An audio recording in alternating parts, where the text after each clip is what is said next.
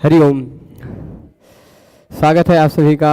आज इसके इस व्याख्यान में हम सभी लोग क्रमशः अष्टाध्यायी की काशिका वृत्ति का अध्ययन कर रहे हैं। आज का विषय प्रारंभ करने से पहले प्रारंभ में ही एक दो सूचनाएं दे देता हूं। एकदम सूचनाओं क्या, एक दो सामान्य रूप से बहुत सारे बड़े बूढ़े लोग, आप सब लोग तो यहाँ युवा हैं जो लोग आजकल के ज़माने में हैं, टेक्निकल ज़माने में हैं, पर बहुत सारे वयोवृद्ध लोग भी जुड़कर अध्ययन करते हैं। थोड़ा सा आज मुझे देर हुई क्योंकि अयोध्या में भीड़ भाड़ का ज़माना है, कुंभ के चलते बहुत लोग का आना जाना लगा हुआ है, इसलिए थोड़ी देर हुई। पर ये समझ लीजिएगा, समय प्रतिदिन ये जो लिख के नीचे आ रहा है वो रहेगा। स्थल बहुत सारे लोग पूछ रहे हैं कि ऑफलाइन आके पढ़ना है, क्या करें, तो ये नीचे स्थल भी लिख के आता है, उस स्थल पर आ जाएं। सभी के लिए निःशुल्क है, जो भी आ सकते हैं वो आकर यहाँ अध्ययन करें। दूसरा चीज कि प्रश्न था कि कैसे जुड़े, बहुत सारे लोगों को प्रश्न होता है, तो आप सरल संस्कृत व्याकरण ये यूट्यूब खोज लिया करें, वहाँ लाइव दिखाई पड़ जाएगा, या तो अंत में मैं एक दिखा दूंगा तरीका, सरल संस्कृत व्याकरण.com, जिनके पास मोबाइल है वो चले जाएंगे उस वेबसाइट में, उस वेबसाइट का लिंक मैं डिस्क्रिप्शन में दे दूंगा। वहाँ पर एक कैलेंडर सेट कर दिया है पूरे एक महीने का, कि इस महीने किस किस दिन कक्षा होगी, कितने बजे से। वह कैलेंडर सब्सक्राइब कर लेंगे तो आपके मोबाइल पर अपने आप कक्षा का नोटिफिकेशन जाता रहेगा। ऐसी व्यवस्था आज कर दी है दिन में बैठ के। तो चलिए बस अब हम लोग विषय पर आते हैं। एक व्यक्ति ने प्रश्न किया था कि संध्या काल में अध्ययन नहीं करना चाहिए परंतु नियमित ऑनलाइन कक्षा करना आवश्यक है। इस स्थिति में क्या करें? अब व्यवस्था है, हमें वही समय मिलती है। मुझे क्या है, मेरी व्यवस्था कि मुझे 9:30 बजे निकलना रहता है और यहाँ पहुँचता हूँ अयोध्या पहुँचते आजकल तो 5:10 पे पहुँचा हूँ। उसके बाद भोजन किया हूँ, फिर यहाँ आया हूँ। तो अयोध्या पहुँचते पहुँचते कम से कम 4:30 4:40 तक पहुँच पाता हूँ। उसके बाद ही समय मिलता है भोजन के बाद। तो कब पढ़ाऊँगा?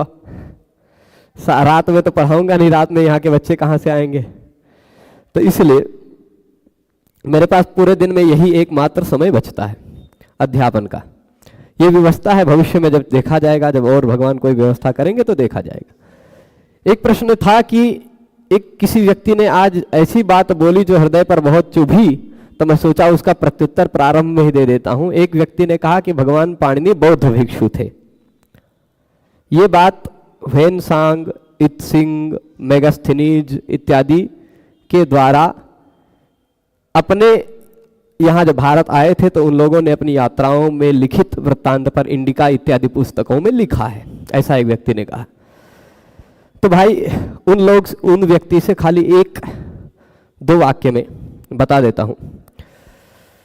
पहली बात कि पाणिनि जी बौद्ध भिक्षु थे, तो बौद्ध दर्शन के साहित्य में निहित पाली भाषा पर व्याकरण क्यों नहीं लिखा, संस्कृत पर क्यों लिखा?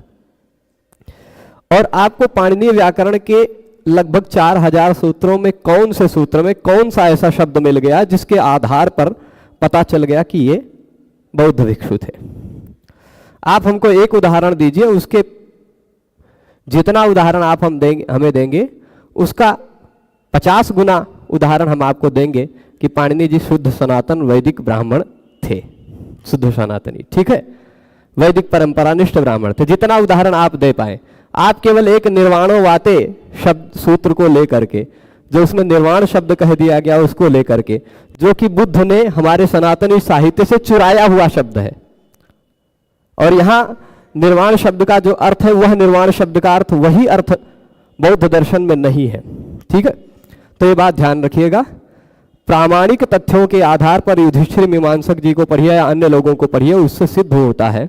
अब आजकल के हम विदेशी लोगों को क्या जाने भाई, कोई विदेशी गोबर व्यक्ति आकर के यहाँ कुछ थोड़ा बहुत अंग्रेजी के माध्यम से किसी के पढ़ाने से थोड़ा बहुत पढ़ लिया अपनी अल्प कलुषित बुद्धि से, वह व्यक्ति कुछ लिख रहा है, वो प्रामाणिक है कि जिस व्यक्ति ने अभी तक केवल व्याकरण के सूत्रों के लिए ही अध्ययन अध्यापन में काम दिया है, जो व्याकरण के सूत्रों को ठीक ठाक देख रहा है, उसकी बात प्रामाणिक है।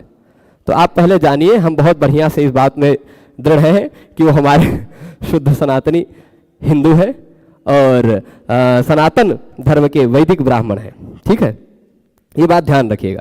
अब जब आप जितने भी इस पूरे भारत में जी वो बौद्ध के अनुयायी हैं जिनको लगता है कि पाणिनि जी बौद्ध भिक्षु थे, जो अभी भी हमारी बात से नहीं पछते हैं, सबको यह चेतावनी है, आप जितना प्रमाण ला सकते हैं, जितना प्रमाण, वो सारा यहाँ कमेंट में डाल दीजिएगा।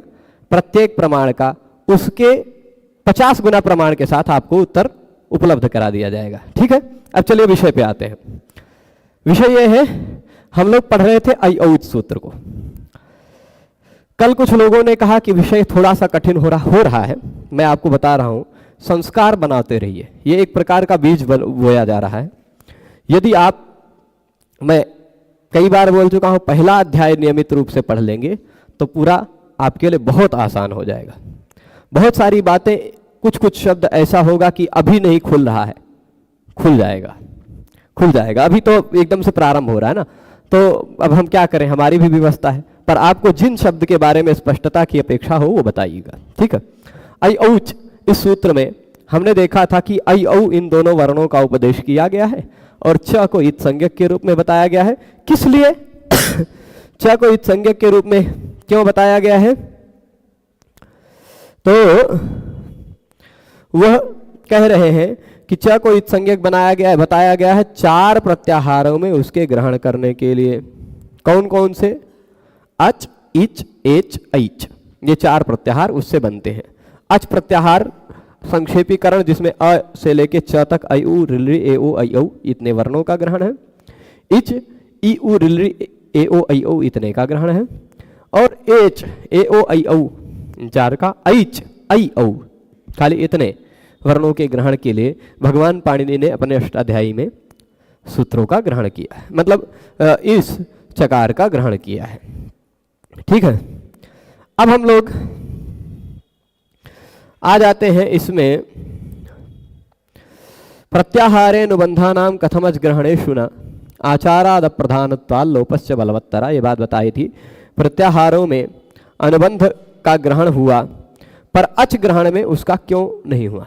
ठीक, मतलब अनुबंध जो है, हम अभी यदि इससे पहले के सूत्रों को लिख दें, हमने पढ़ा हैवरट, आज पढ़ने का प्रयास करेंगे, प्रारंभ करेंगे हैवरट को, पर उससे पहले इस ऐ औच को उपसंहार कर दें, ऐ औच का। तो ऐ औच में यह प्रश्न उठा था कि ऐ उण सूत्र में अंतिम वर्ण था ण, ऋलिक सूत्र में अंतिम वर्ण था क, ए ओंग सूत्र में अंतिम वर्ण था ङ, ऐ औच सूत्र में अंतिम वर्ण है च। जब हम अच बोलते हैं तो अ ई उ बोलते हैं, उसका ग्रहण करते, पर इस ऋणा का ग्रहण नहीं करते। ऋ का ग्रहण करते पर उसके बाद आने वाले का ग्रहण नहीं करते। ए ओ का ग्रहण करते पर इस ग का ग्रहण नहीं करते। ऐ औ का ग्रहण करते हैं पर च का ग्रहण नहीं करते। यही प्रश्न उठाया है प्रत्याहारेऽनुबन्धानां कथमच ग्रहणेषु न।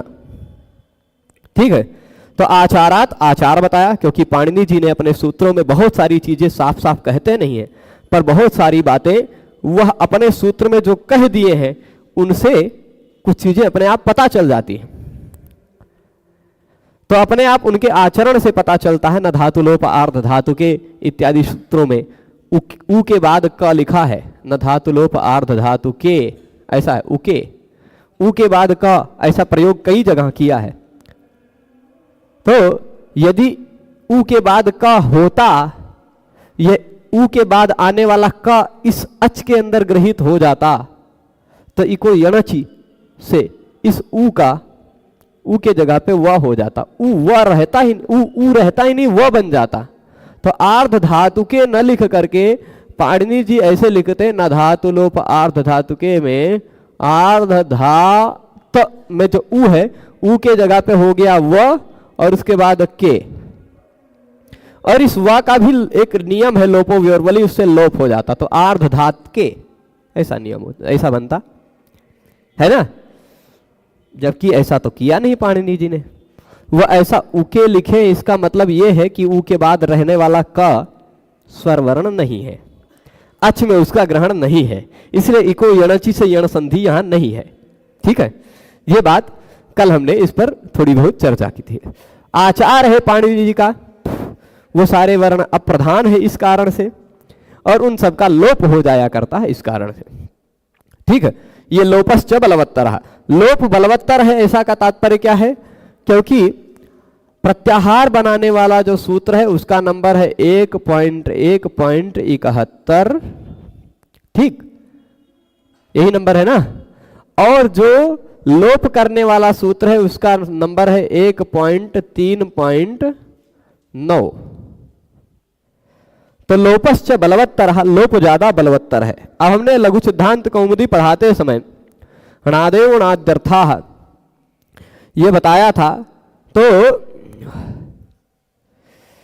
बिल्कुल एक व्यक्ति ने कहा धर्म का कार्य कभी भी हो सकता है, बहुत अच्छा है। चलिए, पर फिर भी विशेष करके वो धूलि वेला प्रशस्त नहीं, इस कारण भी नहीं करते थे क्योंकि ज्यादातर लोगों को संध्या वंदन इत्यादि कार्य इस कर्म करना होता है और भी कारण होगा।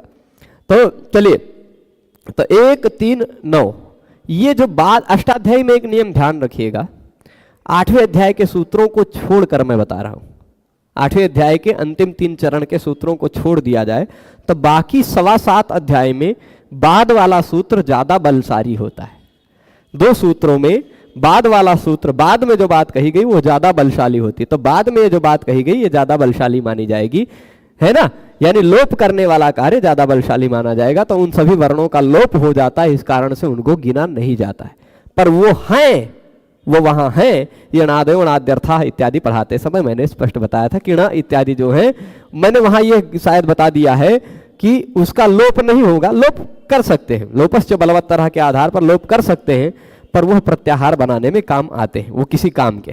ठीक है, तो अब ये बात हो गई। वर्णेषु ये वर्णैक देशाः, यहां से पढ़ना है आगे।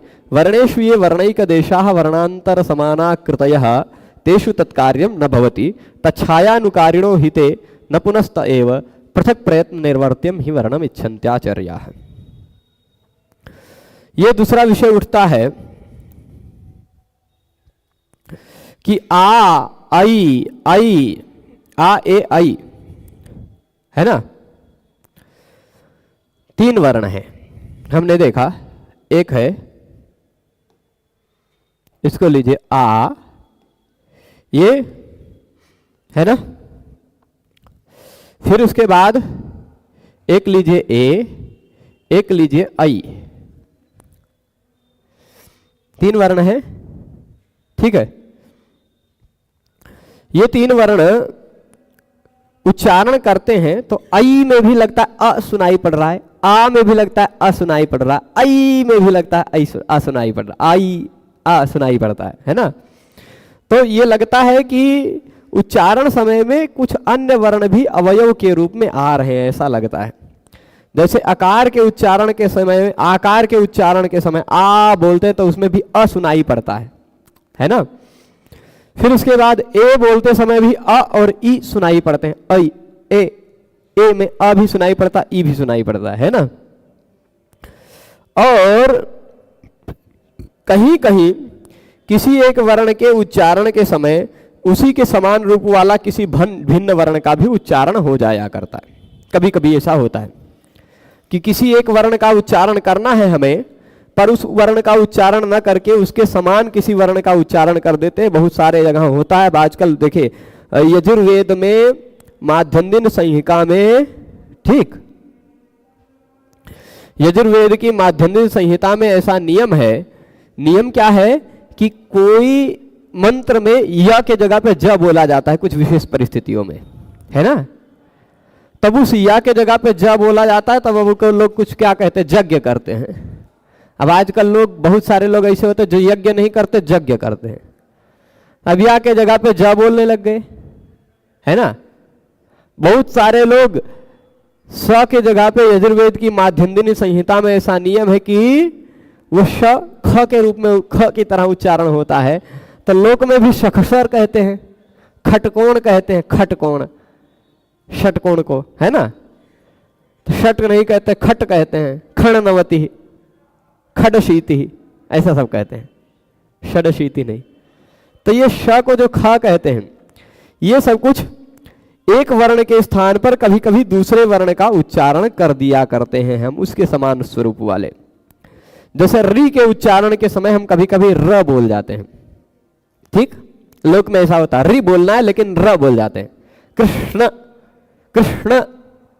अब इसमें कृष्ण, बहुत सारे लोग कृष्ण बोल जाते हैं, कृष्ण, री के जगह र बोल जाते हैं, है ना। और उसी तरह आगे कहते हैं कभी कभी री के उच्चारण के समय जैसे स्थान पर र का उच्चारण कर देते हैं, ल का उच्चारण करना है लेकिन हम उसके जगह पे ल का उच्चारण कर देते हैं, है ना, क्योंकि मिलता जुलता है। तो ऐसे ही ऐसी स्थिति में मुख्य वर्ण के जो अवयवभूत वर्ण हैं, र में, री में लगता है कुछ लोगों को कि र और ई छिपा हुआ है, री में कुछ लोगों को लगता है कि ल और री छिपा हुआ है ना, ये बात ध्यान रखिएगा। कुछ लोगों को री में लगता है कि र और ई है, और कुछ लोगों को री में लगता है कि ल है और उसके बाद री है। नहीं भैया, यह री अलग है और जो ऋलिक में री है वह अलग है। अब संयोग से उसका शुद्ध आकृति न लिख पाने के कारण ल में री लगा दिया है और उसके उच्चारण भी कुछ इस तरह से मिलता जुलता है, लेकिन इससे और ल के बीच का उच्चारण वो है, ठीक है। तो अब ये ऐसा लगता है कि र और ई री बन गया। तो ऐसी स्थिति में मुख्य वर्ण के अवयवभूत जो वर्ण हैं उनके विशिष्ट कार्य भी मुख्य वर्ण के उपस्थिति में होते हैं। जैसे वने अत्र एक उदाहरण दिया, यहां पर ए का अवयवभूत ई है।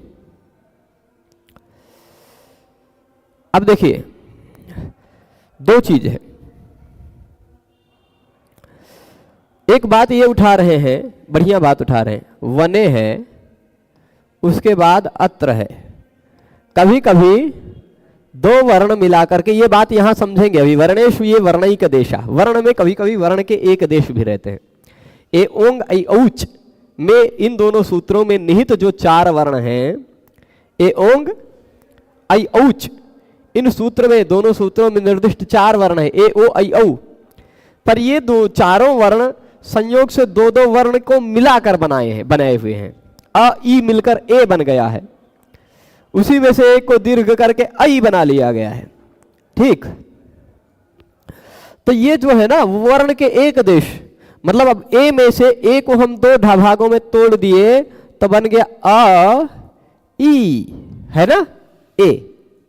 तो वर्ण का एक देश मतलब वर्ण का एक हिस्सा, ठीक, वर्णैक देशा। वर्णों में जो वर्ण का एक देश, वर्णों में जो वर्ण का एक हिस्सा, वर्णांतर समानाकृतयः, वर्ण के एक देश जो हैं किसी दूसरे वर्ण के समान आकृति वाले हैं। अब देखिए इस ए में एक देश अ है, एक देश ई है, यह ई के समान आकृति वाला है कि नहीं? तो वर्णांतर समानाकृतयः तेषु तत्कार्यम न भवति। अब जैसे देख लीजिए, मैं उदाहरण दे रहा हूं, वने अत्र। अब वने में कुछ लोगों को लगेगा व अ न अ ई, ए नहीं दिखाई पड़ेगा, अ ई अत्र। तो ई यहां अंतिम वर्ण मत देखिएगा भैया, तत्कार्यम न भवति। जब ये दो वर्णों को मिला, दो स्वर वर्णों को मिलाकर एक स्वर बन गया है, एक स्वर वर्ण बन गया है, इसी तरह दो छोटा आ को मिलाकर एक बड़ा आ बन गया है, अ ई मिलाकर के जब ए बन गया है, ऐसे ही अ आ ई मिलाकर के आई हो गया है ना। ये सब जो बन गए हैं वर्ण, इन सब वर्णों में निहित दो अ को आप अलग अलग मत समझिएगा। अब नहीं तो फिर आप वने अत्र में अंतिम वर्ण ई देखने लग जाएंगे और अत्र का ई के बाद अ आता है तो ई अ या बनने लग जाता है ना, होगा कि नहीं? तो इको यमच इत्यादि करने लग जाएंगे। तो इसलिए तच्छायानुकारिणो ही थे, यहां जो ई दिखाई पड़ रहा है वह ई नहीं है, ई की छाया का अनुकरण कर रहा है। मतलब ई है पर ई के स्थान पर जो कार्य किया जा सकता वो यहां नहीं कर सकते हैं। ऐसा नहीं कह सकते कि ये सारे के सारे वर्ण ई है, ये आ है, ये उ है, ऐसा हम नहीं कह सकते। ओ में इस तरह से ऊ छिपा हुआ है तो हम नहीं कहेंगे कि ये ऊ है ना, बात समझ रहे हैं? तो अब जब हम ऊ के स्थान पर जो कार्य कर सकते हैं वह ओ के स्थान पर नहीं कर सकते। जो काम हम ई के स्थान पर कर सकते हैं वह काम हम ए के स्थान पर नहीं कर सकते हैं। ए में जो ई छिपा हुआ है वह उसकी छाया मात्र है, ऐसा मत समझिएगा कि वह ई ही है। यह अलग वर्ण बन गया है, ठीक है? क्यों? क्योंकि पृथक प्रयत्न निर्वर्त्यम ही वर्णम इच्छन्त्याचार्याः। यहां एक बात बता रहे हैं, ये वही के वही वर्ण नहीं है, ऐसा मत समझिएगा ये उसके छाया है। तो उसका उत्तर देते हैं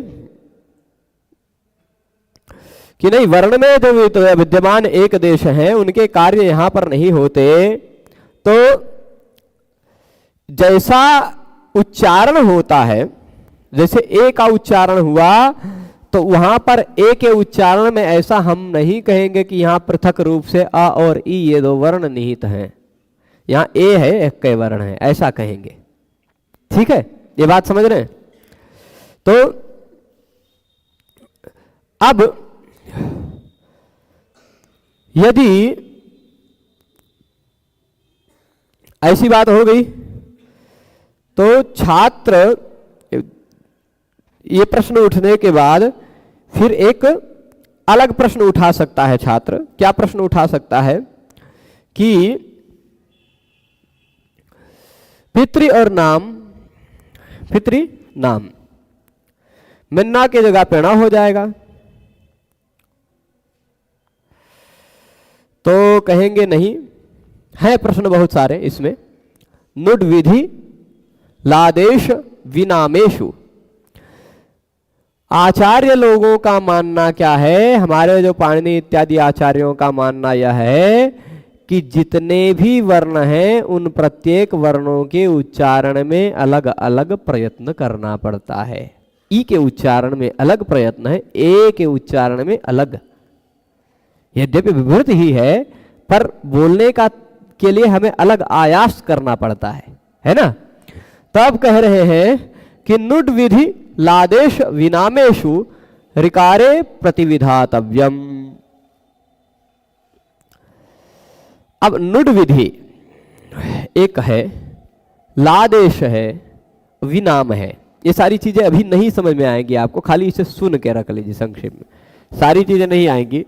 मूल रूप से ऐ औच तक आप बात समझ गए हैं तो मूल रूप से समझने वाली बात है कि ऐ औच तक हमने 9 वर्ण देखे।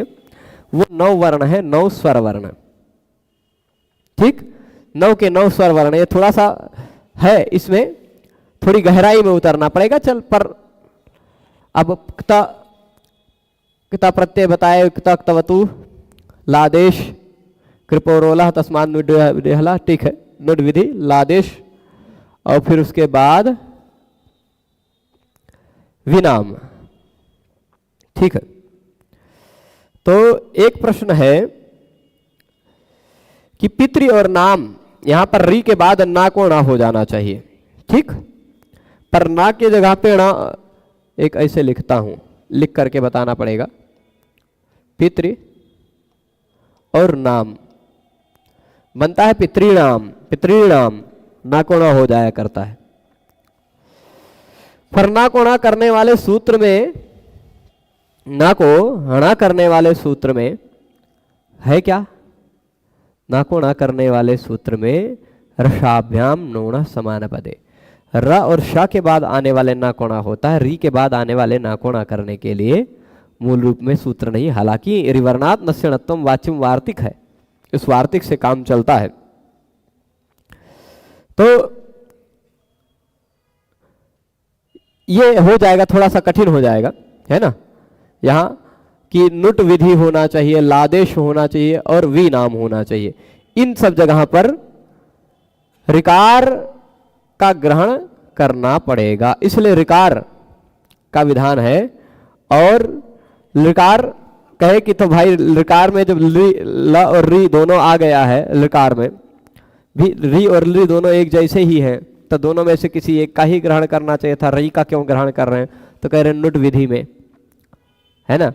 और लादेश में, विनाम में, इन सब में ऋकार का भी ग्रहण आवश्यक है। ऋकार तो वैसे भी महत्वपूर्ण वर्ण है, इसलिए कह सकते हैं। इसको रहने दीजिए, थोड़ा सा हो जाएगा कठिन, पर जब आपकी इस तरह की समझने की क्षमता हो जाएगी, तस्मान्नुद्वेहला से बात आएगी, तो वह आप जब तस्मान्नुद्वेहला हम पढ़ेंगे तो ये बात अपने आप समझ जाएंगे कि ऋकार के ग्रहण की आनृधतु आनृधु में क्या जरूरत है।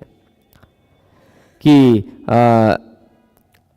यहाँ नुट जो आया आनृधतु, नृ में जो न दिखाई पड़ रहा है वह आया, उसके लिए री की जरूरत है ना। री यदि स्वरवर्ण में न होता, है ना, री यदि स्वरवर्ण में नहीं होता तो आनृधतु आनृधु नहीं बन पाता। ठीक है, ये बात है।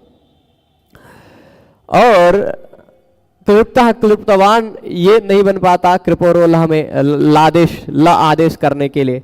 लादेश का मतलब ल आदेश करना है। कृपो रो लहा, कृप धातु में ऋ की जगह पर ल हो जाया करता है, वो ल आदेश करने के लिए ऋकार का ग्रहण आवश्यक है। क्लिप्तवान क्लिप्तः ये सब उदाहरण बनता है। और नाम प्रत्यय परे रहने पर कर्तृणाम पितृणाम इत्यादि बनाने के लिए भी री का ग्रहण आवश्यक है। ठीक है, ये बात है, ऋकार ग्रहण करने की आवश्यकता है, नहीं तो कर्तृणाम पितृणाम इत्यादि नहीं बनेगा। अब इसके बाद आई औ इन दोनों वर्णों का उपदेश करके अंत में प्रत्याहार के लिए इत संज्ञक चकार का पाठ किया गया। ये बात आई ऊच में हो गया था। चकार से 4 प्रत्याहार बनते हैं, अच इच ऐच औच ऐच। प्रश्न यहाँ पर उठता है कि अजादि में अनुबंधना का अच्छा का ये ग्रहण क्यों नहीं होता। ये बात हम चर्चा कर चुके हैं। अच में आदि में आदि अनुबंधों का ग्रहण निम्नलिखित 3 कारणों से नहीं होता, क्योंकि पाणिनि जी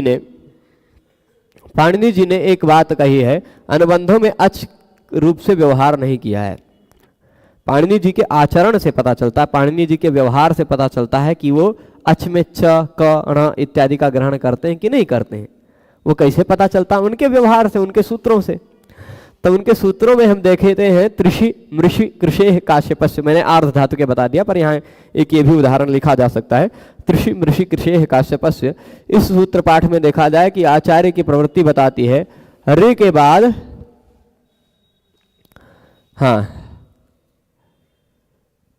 ये ई के बाद फिर से क आ रहा है, ई के बाद क आ रहा है। ऋ का क यदि अच में आता तो ई के बाद क आने के कारण ई को यण नियम लगने जाता है, यण संधि होने लग जाती है। तो ई के बाद क आया ऐसा देखने के कारण यहाँ देखिए, यहाँ आचार्य की प्रवृत्ति ज्ञापित करती है कि इन क आदि अनुबंधों का ग्रहण अच में नहीं होता।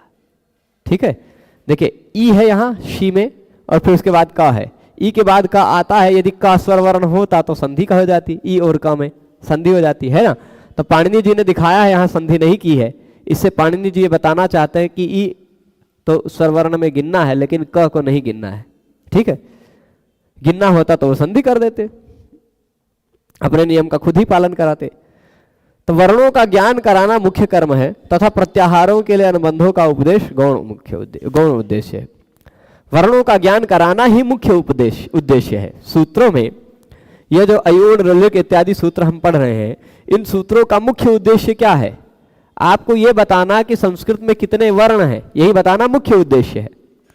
तो यदि यह बताना मुख्य उद्देश्य है कि कितने वर्ण हैं, यही तो बताना मुख्य उद्देश्य है ना। तो अब ऐसी स्थिति में वर्णों का ज्ञान यही मुख्य है, उसमें प्रत्याहार बनाना तो गौण उद्देश्य है। प्रत्याहार बनाना उतना जरूरी नहीं जितना वर्णों का उपदेश करना है ना। तो प्रत्याहारों के लिए अनुबंधों का जो उपदेश करना वो बहुत गौण है।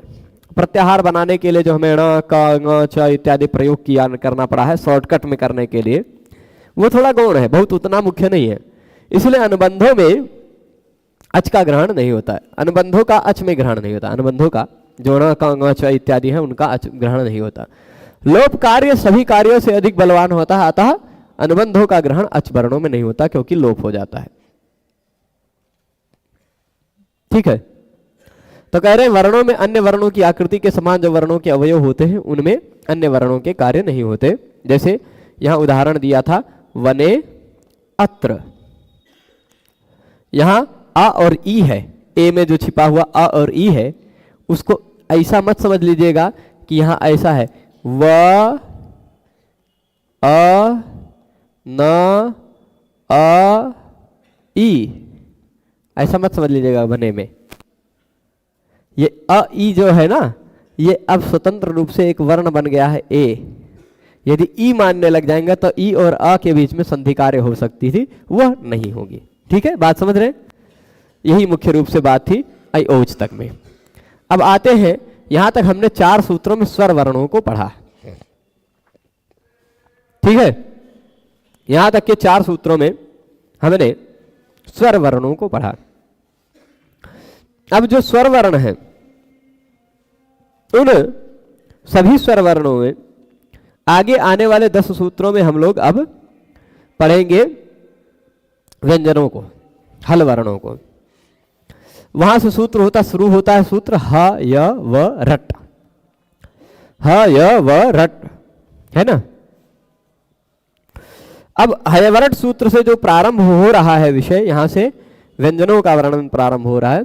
तो कह रहे ह य व र इत्येतान वर्णान उपदिश्य, इन 4 वर्णों का उपदेश इस सूत्र में है। कितने वर्ण है इस सूत्र में? तो कह रहे 4 वर्ण, ह य व र इत्येतान वर्णान, इन वर्णों का उपदिश्य, उपदेश किया। पहले इन 4 वर्णों का, ह य व र 4 वर्ण दिखाई पड़ रहे ना साफ साफ आपको, ह य व र, यही 4 है ना। तो इन 4 वर्णों का उपदेश किया पहले, और पूर्वांश और पूर्व के वर्णों का भी उपदेश किया। पूर्व के वर्णों का क्यों कह रहे हैं? क्योंकि इसमें टा के साथ इन 4 में से किसी के साथ प्रत्याहार नहीं बनेगा। टा का प्रत्याहार अयुण के आ से खाली बनता है अट प्रत्याहार, खाली एक ही। इस टा का अंत में किसको, देखिए 4 वर्णों का उपदेश किया और पूर्व के भी वर्णों का 9 स्वर वर्णों का, मतलब कुल मिलाकर 13 वर्णों का उपदेश करने के बाद अंते टकारम इतम करोति, 13 वर्णों के उपदेश के बाद अंत में भगवान पाणिनि ट को इत्संज्ञक करके रखते हैं। ट को इत्संज्ञक क्यों कर रहे हैं? टकारम इतम करोति, टकार को इत क्यों कर रहे हैं? प्रत्याहारार्थम, प्रत्याहार बनाने के लिए। कौन सा प्रत्याहार बनाना है? तो कह रहे हैं एक ही प्रत्याहार बनता है, केवल एक ही। तो देखिए जी, पहुंच, जो कोई भी करेंगे वो पहुंचेगा जी। मैं कह रहा हूं कि आज थोड़ा सा ये अयोध्या में आजकल थोड़ी भीड़ के चलते है दिक्कत कि नेटवर्क बहुत शनैश्चर हो गई, शनैश्चर जिसको कहते हैं। आज वैसे भी दिन भी शनैश्चर, आज नहीं कल है, कल दिन शनैश्चर है, पर नेटवर्क आज शनैश्चर हो गई है, धीरे चल रही, बीच बीच में अटक अटक के आ रही है।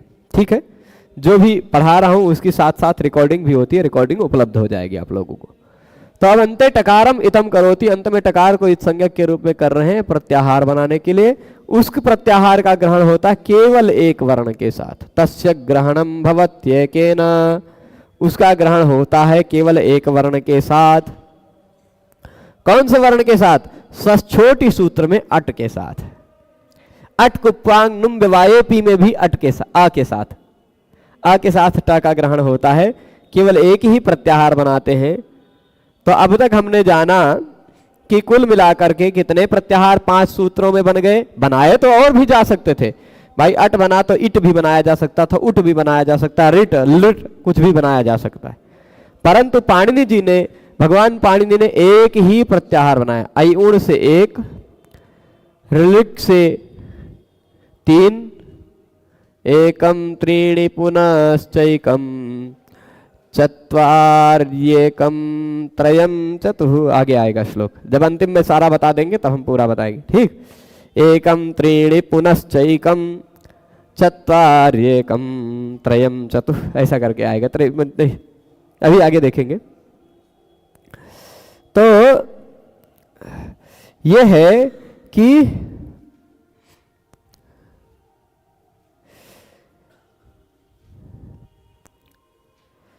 हाँ, अब बता रहे हैं कि 1, 3, अब यहां आप देखिए, इससे केवल एक प्रत्याहार बना, छोटी, यहां पर आकार के साथ इस अट के टा का ग्रहण हुआ। अब एक बात कह रहे हैं, अयम रेफो यकारात परः उपदिश्यते।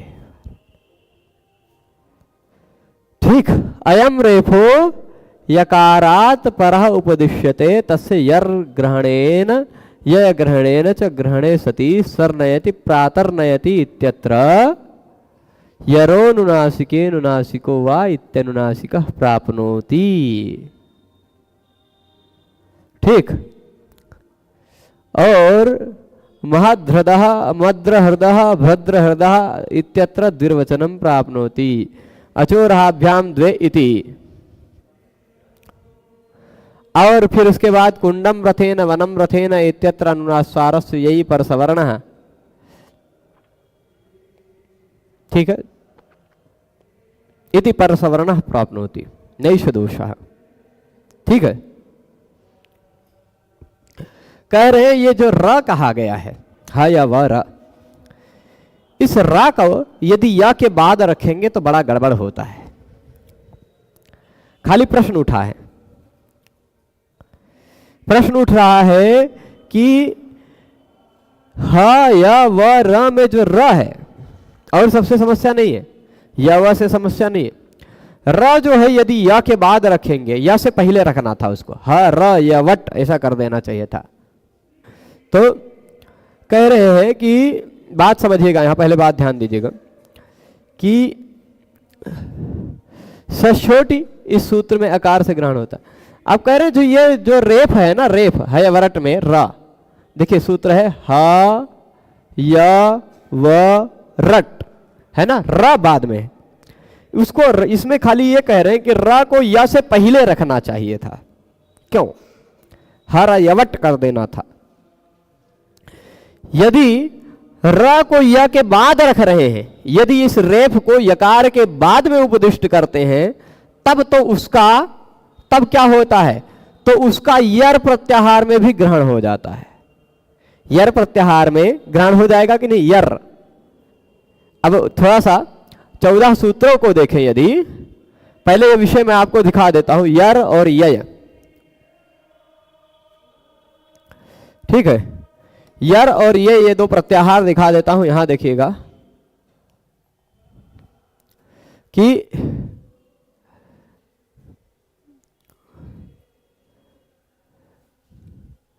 ये माहेश्वर सूत्र यहां निकालते हैं, शिव सूत्राणी। 14 सूत्र जो दिखाई पड़ रहे हैं, ये 14 सूत्र थोड़ा छोटे छोटे हैं, पर चलेगा, बड़े कर देते हैं इनको। यह जो या है वरट में वह दिखाई पड़ रहा है, र दिखाई पड़ रहा है। इस र को यदि इस र को रेफ को यदि या से पहले रखते तो यर प्रत्याहार में नहीं आता, नहीं आता ना, और यय प्रत्याहार में भी नहीं आता, तो काम ठीक हो जाता। या के बाद रखने के कारण, या के बाद रखने के कारण जब हम यर प्रत्याहार बनाते तो य व र ल य म ग न न झ भ घ ढ ध ज ब ग ड द ख फ छ ठ थ च ट त क प श श श, यहां तक आता है यर, है ना, सशर के र तक। तो यर यानी हय वरट से शुरू करके, देखिए यहां के ए भाई, हय वरट के या से शुरू करके सशर के र तक ये यर प्रत्याहार चलता है, तो उसमें र भी आ जाता है ना।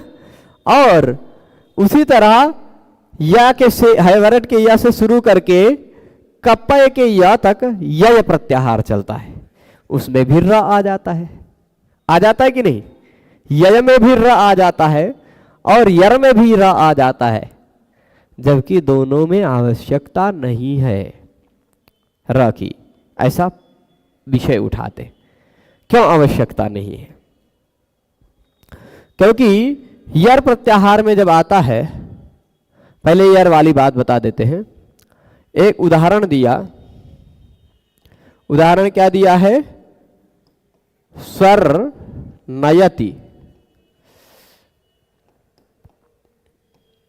इसी तरह प्रातर नयति,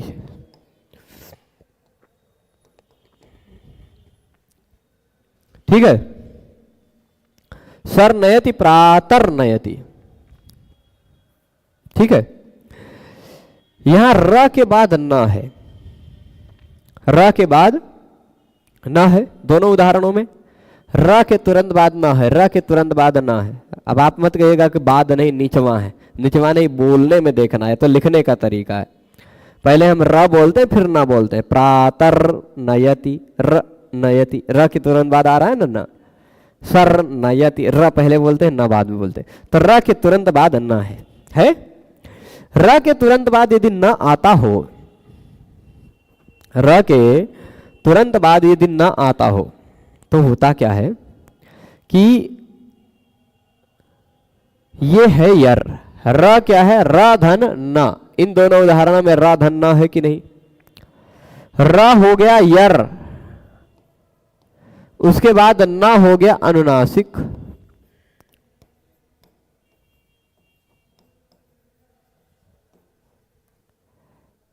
यर वर्ण के बाद यदि अनुनासिक वर्ण आता हो, यर मतलब यवर अला यमगना न झ भग ढ ध जब गड द खप छ ठ थ च ट त कप श श ह, नहीं कप श श श तक। ह के सिवाय कोई भी व्यंजन, ह के सिवाय कोई व्यंजन के बाद यदि अनुनासिक आता हो तो ह के सिवाय के उस व्यंजन के स्थान पर भी अनुनासिक ही हो जाया करता है। अब बताइए, रा को अनुनासिक करिए, रा के स्थान पर कोई अनुनासिक हो पाएगा? यरोनुनासिके अनुनासिको वा से अनुनासिक होने लग जाएगा। पर रा तो अनुनासिक होता ही नहीं है, तो रा को अनुनासिक करने की जरूरत ही नहीं है, जरूरत ही नहीं है। तो क्यों इसको यर में ग्रहण किया गया? यर में ग्रहण की आवश्यकता नहीं थी। ये एक बात हो गई। दूसरी बात, यह वाला उदाहरण देते हैं। हाँ, कौन सा है? र वाला उदाहरण जो दिया है, रथेन, उसके पहले अनुस्वार लगा देंगे। तो ये कौन सा उदाहरण दिया है? हाँ, कुंडम रथेन वनम रथेन, ये उदाहरण देखिएगा। मद्रहृद भद्रहृद इत्यत्र द्विर्वचनम प्राप्नोति। तो मद्रहृद भद्रहृद, तो र के जगह पे डबल हो जाता, मद्रहृदय में भद्रहृदय में, ठीक है। तो ये द्वित्व होने की भी बात आ जाती है जो कि नहीं हो पाएगी। प्रातर्नयति स्वर्नयति में ना रा को अनुनासिक हो रहा है जो कि नहीं हो सकता। मध्यहृदय भद्रहृदय में द्वित्व हो सकता है लेकिन नहीं हो सकता, मतलब होने लगेगा लेकिन नहीं हो सकता। इसी तरह कुंडम रथेन वनम रथेन में ये अनुस्वार है, अनुस्वार है ना, दिख रहा है। इस अनुस्वार के बाद य आता हो यदि, तो अनुस्वार से यही पर सवर्ण से परवर्ण का सवर्ण कोई आ जाता है अनुस्वार के जगह पे। अब रा का कौनो सवर्ण होता ही नहीं, तो अनुस्वार का कौन सा सवर्ण लेके आएंगे? तो पर सवर्ण भी हो रहा है लेकिन फिर भी नहीं हो पाएगा। तो ऐसे कुछ काम है जो रा को बाद में रखने पर होने लग जाते हैं लेकिन हो नहीं पाते, होने लग जाते हैं लेकिन हो नहीं पाते। स्वर्नयति प्रातर्नयति इत्यादि कार्यों में यरोनुनासिके अनुनासिको वा से अनुनासिक होने लग जाता है। मध्यहृदय भद्रहृदय जिसमें द्वित्व होने लग जाता है अचोराभ्याम द्वे सूत्र से पहले, है ना। और कुंडम रथेन वनम रथेन में अनुस्वार से यही परसवर्ण से परसवर्ण प्राप्त होने लग जाता है, ठीक है। ये सारा काम होने लग जाता है। तो अब हाँ आओ भैया, ये हो गई यरोनुनासिक अनुनासिक हुआ। अब कह रहे हैं कि आकृतौ पदार्थे न, ये कोई दोष नहीं है। बहुत सारे काम ऐसे हो जाते हैं जो होने तो लगते हैं पर नहीं हो पाते। बहुत सारे कार्य ऐसे हैं जो होने तो लगते हैं पर नहीं हो पाते हैं। तो ऐसी स्थिति में क्या करना चाहिए? ऐसी स्थिति में कोई दोष नहीं भाई। जब रा का कोई अनुनासिक वर्ण, उसका कोई सवर्ण है ये नहीं रा का, तो नहीं होगा, कोई दिक्कत नहीं। ऐसे बहुत सारे काम होते हैं जो एक साथ बता दिए जाते हैं सबके लिए, पर उसमें से कुछ वर्णों के स्थान पर वो नहीं हो पाते, तो नहीं हो पाते, क्या दिक्कत है? वो कोई दोष नहीं है। नैष दोषः, ये बता रहे हैं कि वह कोई दोष नहीं है। आज थोड़ा देर हो रहा है और कुछ लोगों को स्पष्ट दिखाई भी नहीं दे रहा है, थोड़ा नेटवर्क की भी दिक्कत है, तो विषय ज़्यादा न बढ़ाते हुए आज रोकते हैं। इस विषय को आगे पढ़ा जाएगा कल। और आज थोड़ा सा इंटरनेट की शिकायत कर लें क्योंकि 2-3 दिन से ये थोड़ा थोड़ा बीच बीच में दिक्कत कर रहा है, ठीक है। पर कोई चिंता की बात नहीं है, मैंने रिकॉर्डिंग कर ली है। रिकॉर्डिंग मैं आप लोगों को आज रात में उपलब्ध करा दूंगा 9 बजे से पहले, ठीक है। तो अभी ये विषय यहीं रोकते हैं। सभी को जुड़े रहने के लिए बहुत बहुत धन्यवाद। नमो नमः।